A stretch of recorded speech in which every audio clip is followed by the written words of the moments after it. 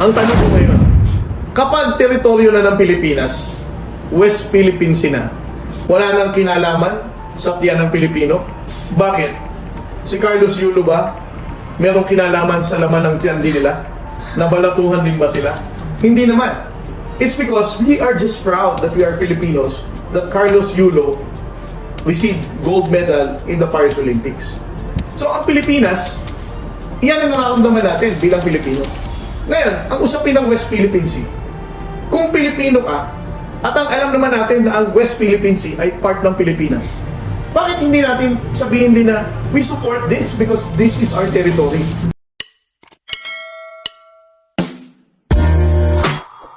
Naratibo ng kabilang grupo sa mga Pilipino na medyo panig-panig doon sa kabila na ito raw lahat daw pakanalang daw ni President BBM para raw magkagulo kasi lagi daw ninyong pinuprovoke yung China para tayo ay yung nangyari ng banggaan pinubok daw natin yung China.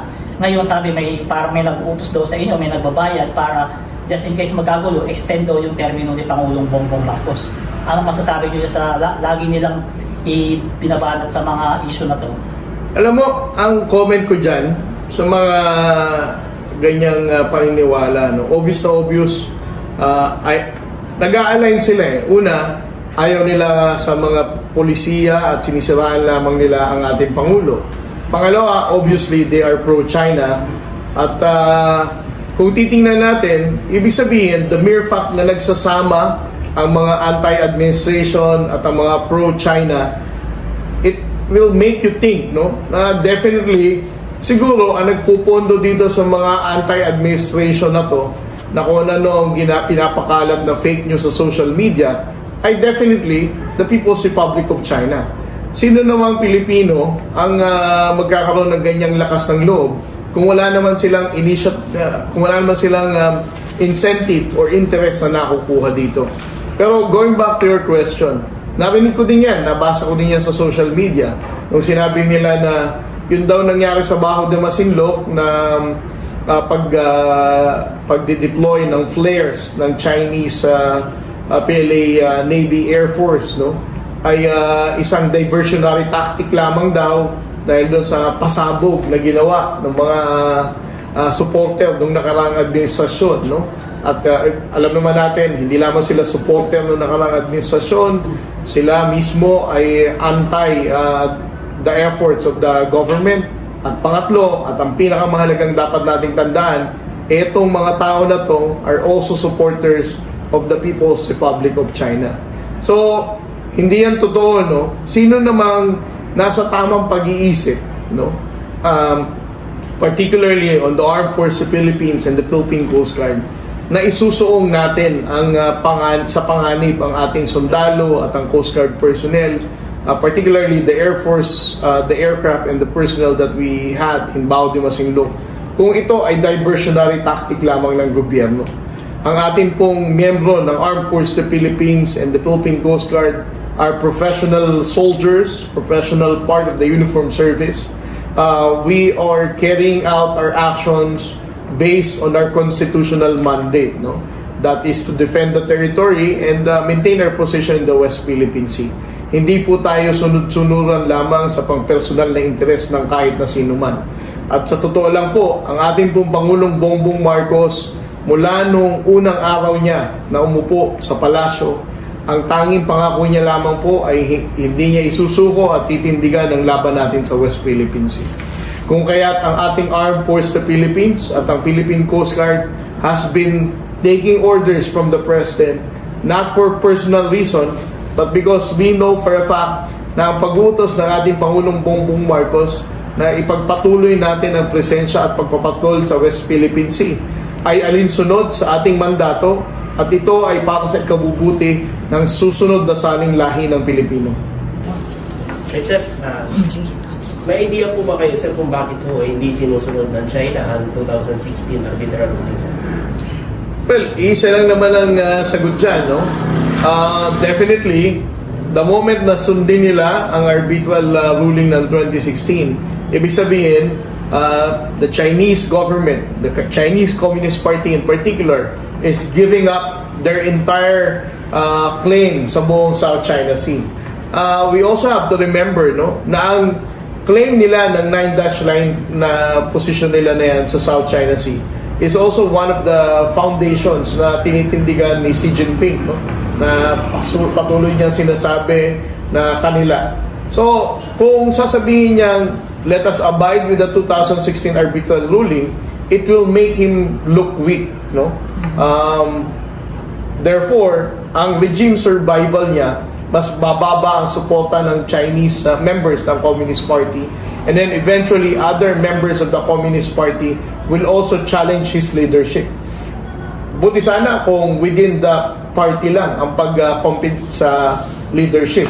What if kung yung 2 billion na Chinese people will also lose support sa Chinese Communist Party? So ganyan katindi ang impact ng paglaban nila sa sa entire South China Sea, no? The reason why they are not adhering to the 2016 arbitral award is for the survival not just of Xi Jinping but for the survival of the Chinese Communist Party, wherein they are justifying na they can lead their country in dominating this region. Meron kasi tayong mga kababayan na grupo na kung tawagin mga DD list, inaano nila na bakit hindi na lang daw sundin ng gobyernong to yung sinabi dati ni dating Pangulong Duterte na ibigay na lang daw yung dagat natin, West Philippines Sea sa China. Total, tubig lang naman daw yan at meron pa naman daw tayong Pacific Ocean para raw matapos sa gulo na to at wala ng Pilipinong masaktan. Alam mo, naiinis ako sa mga kanyang statement ng mga supporters ng nakaraang administrasyon at sa mga pro-China trolls na patuloy pa rin nagpapakalat ng maling informasyon sa West Philippine Sea. Hindi ko alam kung saan nila nakuha ang salitang magkakagera na. Sa bagay, yan din naman ang palaging statement ni Pangulong Duterte nung nakaraang administrasyon, no? Kung kaya takot na takot ang mga kababayan natin ngayon with what is happening in the West Philippine Sea. Ang tanong ko dyan, nung panahon ni Pangulong Duterte, na ganyan na siya ka-close sa nakaraang administrasyon sa administrasyon ni Xi Jinping, at they appear to be close buddies, no? Naisettle ba nila ang issue sa West Philippine Sea? Hindi pa rin naman. Mga isdang Pilipino pa rin natin ay patuloy na haharas. Ang Armed Force sa Philippines pa rin ay nahihirapang mag-resupply. Ang Philippine Coast Guard vessels pa rin ay hinaharas pa rin ng China Coast Guard. So, hindi ko alam kung anong masasabi nilang foreign policy na mas epektibo sa kanila. Ang difference lang natin ngayon is that we are standing up for what is right and what is ours in the West Philippine Sea. We choose to publicize to the Filipino people what is happening in the West Philippine Sea. Nung nakaraan, may mga trolls din na nagsasabi, bakit nung nakaraang administrasyon mas tahimik ang West Philippine Sea? Mas tahimik kasi walang impormasyon na lumalabas para malaman ng ating kababayang Pilipino. Tatlong insidente lamang ang inilabas nila. Una, yung FB Jimber incident ng 2017, ang water cannoning incident ng 2020 ng resupply boat, at ang 2021 Chinese swarming sa Julian Felipe. Ibig sabihin, sa 6 na taon na yon, meron pa din namang mga insidente, no? But it was not publicized. Pangalawa, ang tanong natin, totoo ba talagang magkakagera na dahil sa ginagawa natin ito? Sinagot ko na to di ba? Kung sigurado sila magkakagera, bakit hanggang ngayon wala pa rin naman, no? Pangalawa, how sure are they na magkakagera? Even Xi Jinping also has common sense, no? Na why would he even go to war over this? Siya nga nagsabi, tubig lang naman to. Bakit naman ang China makikipaggera kung tubig lang to? Di ba? Bakit gagarahin ng China ang Pilipinas kung sabi na nga ng mga trolls na yan, na tubig lang naman yan. Wala naman tayong dapat pag-agawan. So, pangatlo, it goes to the question na, bakit natin hindi tindigan kung tubig lang pala yan? Pero para sa atin, bilang Pilipino, itong tubig na to, ang sumisimbolo ng Pilipinas. Ito, lagi din yung nire-responde ko sa mga tao na nagsasabing, hindi naman kasi yan, hindi naman kasi yan issue ng lahat ng Pilipino eh. Ang tanong ko dyan, nung nanalo si Carlos Yulo ng gold medal, tuwang-tuwa ang Pilipinas. Ang sabi kasi nila, ang West Philippine Sea, wala naman kasing kinalaman sa tiyan ng Pilipino yan eh. Di ba? Nung nanalo si Carlos Yulo sa Olympics, talagang tinindigan daw ng balahibo ang mga kababayan nating Pilipino. They are proud Filipinos. Talagang sa social media, maraming nagpuyat, maraming nag-comment, maraming natuwa. And I mean, everybody, kahit siguro mga trolls, nagdiwang din dahil Pilipino sila at that very moment. Ang national identity natin bilang Pilipino, itinayo at taas ang bandila natin sa Paris, France during the Olympics. United the Filipino people. The same thing nung mga laban ni Senator Manny Pacquiao, 'di ba? Nagkakaisa ang Pilipino, proud tayo lahat, proud to be a Filipino dahil tayo ay nire-represent ni Manny Pacquiao sa kanyang mga laban. Ang tanong ko ngayon, kapag teritoryo na ng Pilipinas, West Philippine Sea na, wala nang kinalaman sa tiyan ng Pilipino? Bakit? Si Carlos Yulo ba merong kinalaman sa laman ng tiyan din nila?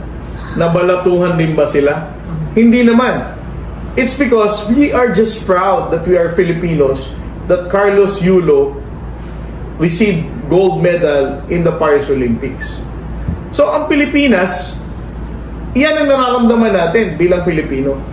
Ngayon, ang usapin ng West Philippine Sea, kung Pilipino ka, at ang alam naman natin na ang West Philippine Sea ay part ng Pilipinas, bakit hindi natin sabihin din na we support this because this is our territory?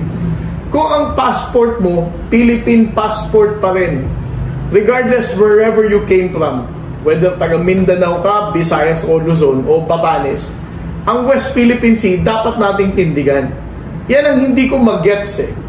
Bakit pag happy moments, proud tayong Pilipino? Pag West Philippine Sea, parang Pilipino ka ba? Parang hindi naman kasi atin yan eh.